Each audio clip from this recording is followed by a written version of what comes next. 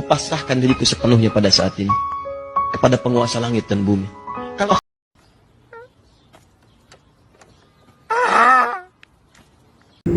Assalamualaikum warahmatullahi wabarakatuh. Perkenalkan, nama saya Dewi Saputri dengan NIM 23101163200003. Tujuan saya untuk membuat video kali ini adalah untuk memenuhi UAS dari mata kuliah Sejarah Sastra yang diampu oleh Ibu Dwi Wahyu Chandra Dewi.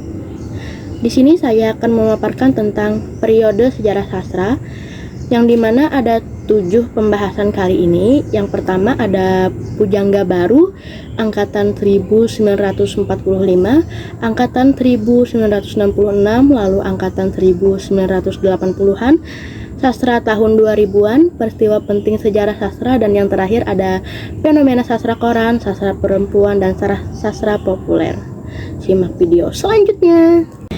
Kita masuk ke pembahasan yang pertama, yaitu Pujangga Baru. Pujangga Baru dapat diartikan sebagai penulis baru. Pada mulanya, Pujangga Baru adalah sebuah majalah sastra Indonesia yang avant-garde-nya diterbitkan dari bulan Juli 1933 hingga Februari 1942. Setelah Kekaisaran Jepang menduduki Nusantara pada tahun 1942, majalah ini pun tidak dapat diterbitkan karena pemerintahan penduduk Jepang melarang.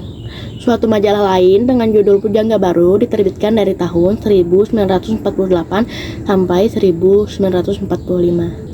Latar belakang dari Pujangga Baru adalah sebagai reaksi atas banyaknya sensor yang dilakukan oleh Balai Pustaka terhadap karya tulis sastrawan pada masa tersebut, terutama terhadap karya sastra yang menyangkut rasa nasionalisme dan kesadaran kebangsaan. Sastra Pujangga Baru adalah sastra intelektual, nasionalitik, dan elitis. Ciri-ciri khas karya Pujangga Baru yaitu puisi jenis balada mulai ditinggalkan dan digantikan jenis soneta. Kata-kata yang dirangkai untuk menulis puisi bersifat indah. Persajakan dijadikan sarana kepuitisan utama, lalu alur roman, novel, dan cerpen bersifat lurus dan bergaya romantik. Beberapa tokoh angkatan Pujangga Baru dengan karyanya yang pertama ada Sultan Takdir Ali Syahbana atau yang biasa disebut dengan STA dengan buah karyanya yang berjudul Tak Putus di Rundung Malang berbentuk novel, dan Dian yang Tak Kunjung Padam berbentuk novel juga. Yang kedua ada Amir Hamzah dengan buah karyanya puisi, salah satunya yang berjudul Nyanyi Sunyi dan Buah Rindu. Dan yang terakhir ada Sanusi Pane dengan buah karyanya berbentuk puisi yang berjudul Madah Kelana dan berbentuk drama juga yang berjudul Sandiakala Ning Majapahit. Sekarang kita memasuki ke pembahasan yang kedua, yaitu tentang angkatan 1945. Angkatan 45 adalah sebuah gerakan sastra Indonesia yang muncul pasca kemerdekaan pada tahun 1945. Angkatan 45 disebut juga Angkatan Hairil Anwar. Sebenarnya pelopor Angkatan 45 adalah H.B. Yasin, seorang kritikus sastra, lalu melawali Hairil Anwar sebagai pelopor Angkatan 45. Selain itu, Angkatan 45 disebut juga Angkatan Kemerdekaan karena lahir pada masa perjuangan kemerdekaan Indonesia. Latar belakang dari Angkatan 45 ini adalah perubahan politik yang sangat mendadak pada masa pendudukan Jepang sekitar tahun 1942 sampai dengan 1945, menjadi awal kelahiran karya sastra Angkatan 45. Kehadiran Angkatan 45 serta karya sastra Angkatan 45 meletakkan fondasi kokoh bagi sastra Indonesia, karena angkatan sebelumnya dinilai tidak memiliki jati diri keindonesiaan. Ciri-ciri karya sastra Angkatan 45 ini adalah sastranya bersifat wajar karena menggambarkan kehidupan kewajarnya dan memperkenalkan tokoh-tokoh dalam gaya dramatis. Tidak mementingkan analisis fisik tetapi menonjolkan analisis kejiwaan melalui percakapan antar tokoh. Bersifat dinamis dan kritis, berani menabrak pakem sastra yang mapan sebelumnya. Penghematan kata dalam karya serta lebih ekspresif dan spontan. Terlihat sinisme dan sarkasme. Tokoh-tokoh utama pada Angkatan 45 serta buah karya yang dihasilkannya yaitu yang pertama ada Asrul Sani dengan karya yang berbentuk cerpen dan sajak, salah satunya yang berjudul Sahabat Saya Kordias, Bola Lampu, Anak Laut, Ontes, dan Surat dari Ibu. Yang kedua ada Hairil Anwar dengan karya yang berbentuk puisi, salah satunya yang berjudul Deru Campur, Tiga Menguak Takdir, kerikil tajam dan yang terempas dan yang putus. Yang terakhir ada Pramudia Anantatur dengan karya yang berjudul Bukan Pasar Malam, Di Tepi Kali Bekasi, Garis Pantai Keluarga Gerilja, Mereka yang Dilumpuhkan, Perburuan, dan Jerita dari Blora. Kita masuk ke pembahasan yang ketiga, yaitu tentang Angkatan 1966. Latar belakang terjadinya Angkatan 66 adalah angkatan ini ditandai dengan terbitnya majalah sastra Horizon. Namun, Angkatan 66 dicetuskan Hans Beckwith atau yang disebut dengan H.B. Yasin melalui bukunya yang berjudul Angkatan 66.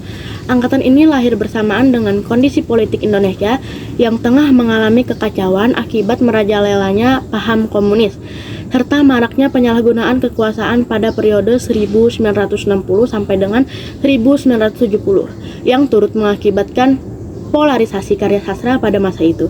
Oleh karena itu, karya sastra berupa sajak-sajak dan cerpen-cerpen, terutama esai-esai yang lahir pada periode ini lebih banyak yang berwarna protes terhadap keadaan sosial dan politik pada masa itu. Oke, kita lanjut ke pembahasan tentang ciri-ciri karya Angkatan 66. Ciri-ciri karya Angkatan 66 mulai dikenal gaya epik bercerita, dan pada puisi muncul puisi-puisi balada. Puisinya menggambarkan kemurahan batin, hidup yang menderita. Prosanya menggambarkan masalah kemasyarakatan, misalnya tentang perekonomian yang buruk, pengangguran, dan kemiskinan. Cerita dengan latar peran dan prosa mulai berkurang, dan pertentangan dalam politik pemerintahan lebih banyak mengemuka. Banyak terdapat penggunaan gaya retorik dan slogan dalam puisi. Muncul juga puisi mantra dan surrealisme atau absurd pada awal tahun 1970-an yang banyak berisi tentang kritik sosial dan kesewenangan-wenangan terhadap kaum lemah. Selanjutnya, tokoh pada Angkatan 66 serta buah karya yang dihasilkannya. Yang pertama ada Taufik Ismail yang mempunyai buah karya yang berjudul Tirani, Benteng, Sebuah Jaket Berlumur Darah, Harmoni, Jalan Segera. Yang kedua ada Gunawan Muhammad dengan karya Potret Seorang Penyair Muda sebagai Simalin Kundang, Asmarandana, dan misalkan Kita di Sarajevo. Yang ketiga ada Saini Kosim dengan karyanya yang berjudul Nyanyian Tanah Air, Rumah Cermin, 10 Orang Utusan. Dan yang keempat ada Abdul Haji Wiji Muhtari. Dan yang keempat ada Abdul Hadi Wiji Muthari dengan karyanya Laut Belum Pasang, Meditasi, Tergantung Pada Angin. Dan yang terakhir ada Budirman S. Hartojo yang memiliki karya yang berjudul Nyanyian Seorang Petani Muda, 15 puisi sebelum tidur. Lanjut ke pembahasan yang ketiga, yaitu sastra angkatan 1980-an. Latar belakang 1980-an ini adalah muncul karena adanya politik stabilitas, security approach, normalisasi kehidupan kampus, dan asas tunggal. Karena angkatan 80-an lahir pada masa pemerintahan Soeharto, era Orde Baru, yang tentunya politiknya sangat ketat. Ciri-ciri karya sastra pada tahun 1980-an ini, puisi yang dihasilkan bercorak spiritual religius seperti karya yang berjudul Kubakar Cintaku, karya Mbak Ainun Najib. Sajaknya cenderung mengangkat tema tentang ketuhanan dan mistikisme. Sastrawan menggunakan konsep improvisasi. Karya sastra yang dihasilkan mengangkat masalah konsep kehidupan sosial masyarakat yang memuat kritik sosial, politik, dan budaya. Menuntut hak asasi manusia seperti kebebasan. Bahasa yang digunakan realistis, bahasa yang ada di masyarakat, dan romantis. Terdapat konsepsi pembebasan kata dari pengertian aslinya. Mulai menguat pengaruh dari budaya barat, di mana tokoh utama biasanya mempunyai konflik dengan pemikiran timur. Didominasi oleh roman percintaan. Tokoh pada angkatan 80 serta buah karya yang dihasilkannya. Yang pertama ada Hilman Harwijaya, memiliki buah karya yang salah satunya berjudul Lulusan, Olga, Keluarga Hantu, dan Panya. Yang kedua ada Ahmadun Yosi Herpanda, memiliki buah karya yang salah satunya berjudul Ladang Hijau, Sang Matahari, Sajak Penari. Yang ketiga ada Margate, memiliki buah karya yang salah satunya berjudul Sepotong Hati Tua. Yang keempat ada N. Hadini, memiliki buah karya yang salah satunya berjudul Pertemuan Dua Hati, Hati yang Damai, Orang-Orang Teran. Dan yang terakhir ada Mira Wijaya, memiliki buah karya yang salah satunya berjudul Di Sini Cinta Pertama Kali Bersemi, Sepolos Cinta Dini, Cinta Tak Pernah Berhutang. Perlu kalian ketahui, angkatan 80 ini memiliki kekurangan dan kelebihan. Jadi, kelebihannya itu adalah memiliki wawasan estetik yang luas. Bertema tentang roman percintaan dan kisah kehidupan ini pun didasari oleh kemajuan ekonomi dan hidup yang indah bagi masyarakat sehingga memberi kesan kebahagiaan bagi pembacanya. Dan kekurangan karya sastra angkatan 80-an ini, karya sastra angkatan 80-an diwarnai dengan aturan-aturan yang ketat dan dipengaruhi oleh kegiatan politik. Karya sastra yang lahir pada tahun 80-an dipengaruhi proses depolitisasi. Sastra yang muncul jadi tidak sesuai dengan realitas sosial politik serta tidak menunjukkan kegelisahan dan kesakitan kolektif masyarakat pada masa itu. Masuk ke pembahasan yang kelima, yaitu sastra tahun 2000-an sampai sekarang. Pada awal tahun 2000-an terdapat fenomena menarik dari perkembangan fiksi Indonesia. Salah satunya adalah muncul istilah yang sering disebut dengan sastrawangi. Para penulis sastrawangi menghadirkan kehidupan yang selalu tampil sebagai sisi gelap atau negatif dengan kemasan menarik yang dapat dilihat dari berbagai sudut pandang. Oleh karena itu, sastrawangi ini menimbulkan banyak kelebihan dan juga kekurangan. Latar belakangnya yaitu dimulai atau pada masa kepemimpinan Pasya Soeharto setelah adanya wacana tentang lahirnya sastrawan angkatan reformasi, namun tidak berhasil dibenarkan karena tidak memiliki pembicara. Dan pada tahun 2002, Korrie Layun melempar wacana tentang lahirnya sastrawan angkatan 2000. Penyusun periodisasi sastra Indonesia memunculkan nama angkatan. Salah satu nama angkatannya yaitu Sastra Angkatan 2000 yang disebut juga Sastra Mutakhir. Ciri-cirinya adalah menggunakan kata-kata maupun frase yang bermakna kontatif atau makna yang mempunyai hubungan atau ikatan. Banyak menyindir keadaan sekitar baik sosial, budaya, politik, atau lingkungan. Revolusi tipografi atau tata wajah yang bebas aturan dan kecenderungan puisi konkret. Kritik sosial sering muncul lebih keras. Penggunaan estetika baru, karya cenderung vulgar, munculnya cyber sastra di internet, dan ciri-ciri bahasa diambil dari bahasa sehari-hari yaitu kerakyat jelataan. Materi yang digarap penyair tidak hanya tentang sosial kemasyarakatan, budaya, etnis, melainkan juga religi. Contohnya sajak-sajak yang ditulis oleh Ahmadun Yosi Herpanda yang karyanya berjudul Sembahyang Rerumputan. Puisi-puisi yang religius dengan kecenderungan menciptakan penggambaran yang lebih konkret melalui alam, rumput, atau daun-daun. Penggunaan sosial media sebagai sarana dalam berkarya. Tokoh-tokoh utama pada 2000-an serta buah karya yang dihasilkannya. Yang pertama ada Andrea Hirata, memiliki buah karya berbentuk novel yang sekarang sudah difilmkan yang berjudul Laskar Pelangi. Lalu ada Habibur Rahman El Sirjari, memiliki buah karya berbentuk novel yang salah satunya berjudul Ayat-Ayat Cinta yang sekarang sudah difilmkan juga. Selanjutnya ada Dewi Lestari, memiliki buah karya berbentuk novel yang salah satunya berjudul Supernova. Selanjutnya ada Terelie, memiliki buah karya berbentuk novel yang salah satunya berjudul Daun Jatuh Tak Pernah Membenci Angin. Yang terakhir ada Eka Kurniawan, memiliki buah karya yang berbentuk novel juga, yang salah satunya berjudul Cantik Itu Luka. Lanjut ke pembahasan selanjutnya tentang peristiwa penting sejarah sastra. Yang pertama ada berdirinya penerbit Balai Pustaka. Penerbit ini didirikan oleh pemerintah Belanda di Jakarta pada tahun 1908 dengan nama Komisi for the Island School and Volksculture atau Komisi Bacaan Rakyat.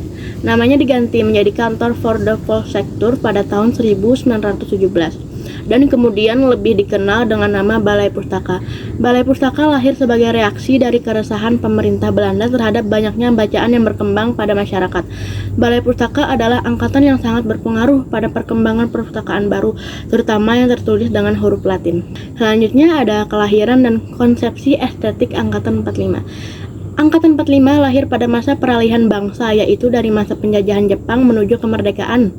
Para sastrawan Angkatan 45 tampil sebagai pelopor sastra Indonesia modern dengan sebuah dilema budaya.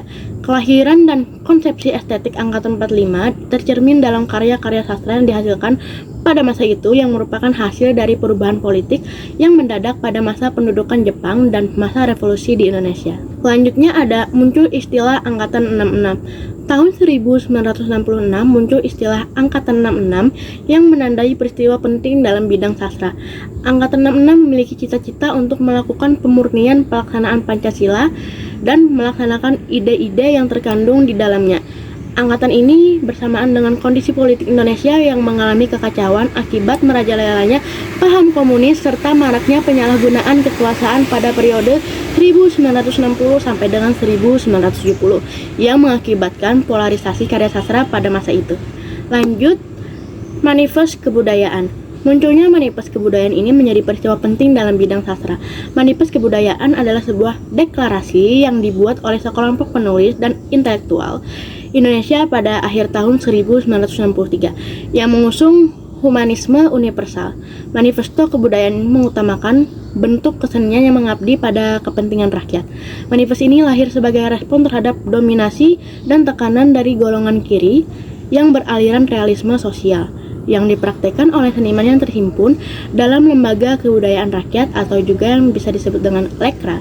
Manifesto ini menolak hubungan antara kebudayaan dan kekuasaan yang dianggap sebagai upaya politisasi gerak kebudayaan.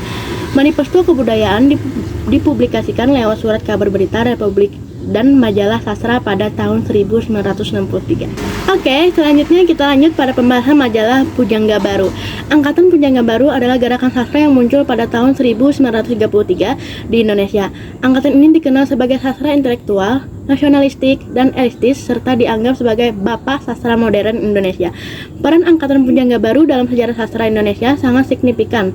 Mereka melahirkan banyak sastrawan dan penyair terkemuka yang karyanya masih dikenal hingga kini.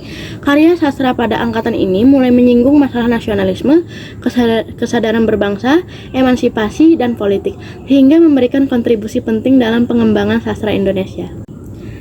Selanjutnya kita akan memasuki pembahasan yang terakhir, yaitu tentang fenomena sastra koran, sastra perempuan, dan sastra populer.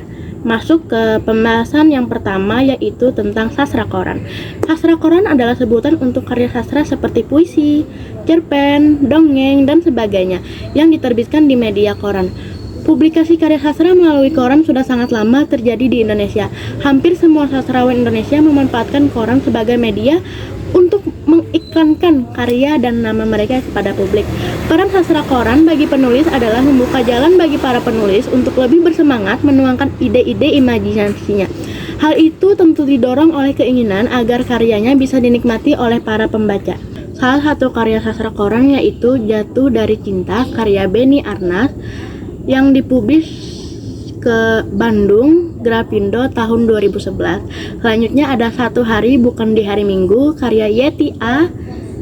K.A. yang dipublis di Yogyakarta Grace Publishing tahun 2011. Yang ketiga ada Pelangi Sastra, ulasan dan model-model apresiasi karya Agus Sri Danardana yang dipublis di Pekanbaru di Palagan Press pada tahun 2013. Dan yang terakhir ada Interpretasi Dunia Sastra karya Dr. Junaidi berisi 11 esai analisis sastra dan 7 esai gagasan bahasa sastra, dipublis di Pekanbaru Palagan Press pada tahun 2009. Oke, sekarang kita masuk ke sastra perempuan. Jadi, di dalam karya sastra perempuan adanya kebebasan ruang gerak perempuan untuk menulis apa saja. Hal ini membuktikan ruang bagi perempuan untuk berkarya jauh lebih baik dan mendapatkan tempat dibandingkan dengan masa-masa awal kelahiran sastra Indonesia.